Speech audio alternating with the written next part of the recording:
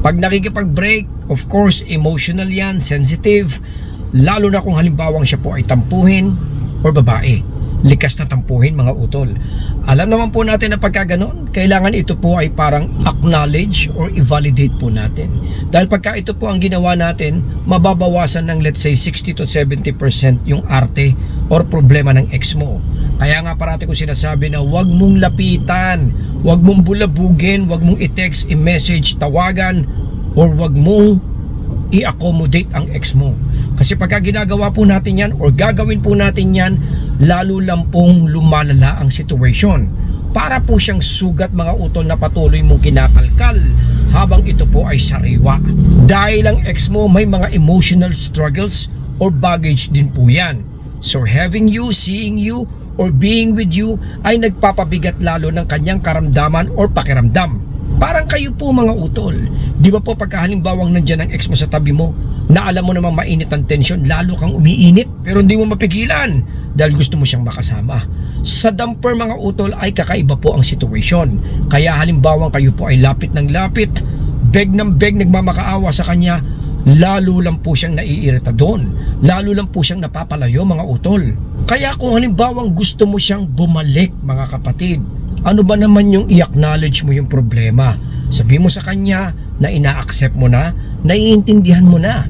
Pero hindi porkit ginawa mo to ay babalik ka na mga utol. Of course, ang susunod po dyan is no contact. Kailangan pa rin po natin siyang iwanan.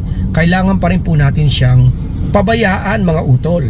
Dahil pag ito po ay ginawa natin, doon po mararamdaman ng ex mo yung mga consequences or disadvantages nga po ng nangyari. Having you around or seeing you around mga utol ay magbibigay lang po ng satisfaction and comfort sa ex mo. Basic na basic yon.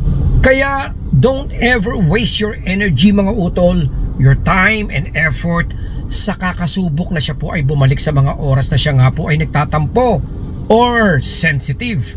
Kahit sabihin na nga po natin siya po ay parang hindi galit mga utol, kahit ano pa man yan, kailangan mo pa rin lumayo.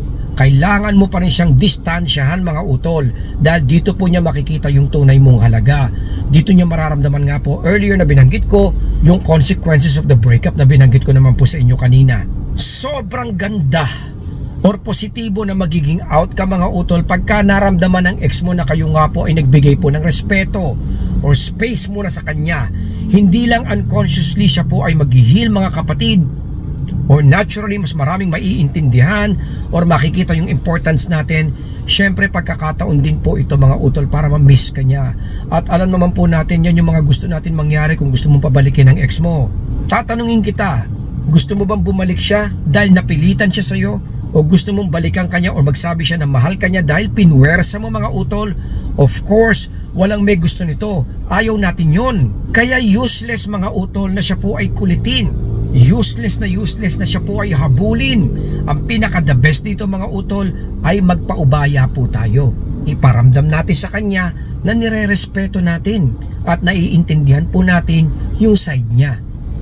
Ang mali kasi sa atin dyan mga utol, makikipag-compete pa tayo, makikipag-away, makikipaglaban pa tayo, papatunayan pa natin yung point natin mga utol na hindi nating alam na ito po ay nagpapalala ng sitwasyon. Kaya ngayon, kumalma tayo lang. Dahil kailangan mong i-compose at i-build once again mga utol yung sarili mo. Kailangan mo ng emotional strength. Dahil magiging wala din and useless din mga utol kung halimbawa babalik siya sa'yo sa oras na kayo nga po ay nadidepress, nahihirapan, nalulungkot, walang kakayahan at mahina. Mas magiging madali kung magpo-provide ka ng space dahil 50% doon mga utol dadali ang trabaho mo.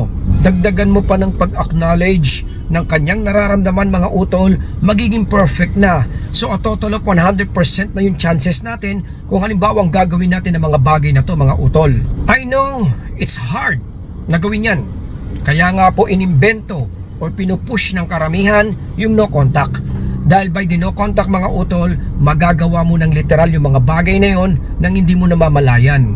Kasi nga po no contact ay ilalayo ka sa mga pwedeng post breakup mistakes or pagkakamali na magagawa mo habang kayo nga po ay nasasaktan at nanghihina. Hope na nakatulong yung vlog natin today kung halimbawa kayo nga po ay nalulungkot, nadudurog at hindi alam ang gagawin. Dahil by just simply listening sa video at tinakal natin ngayon mga utol ay mas maiintindihan mo kung anong dapat gawin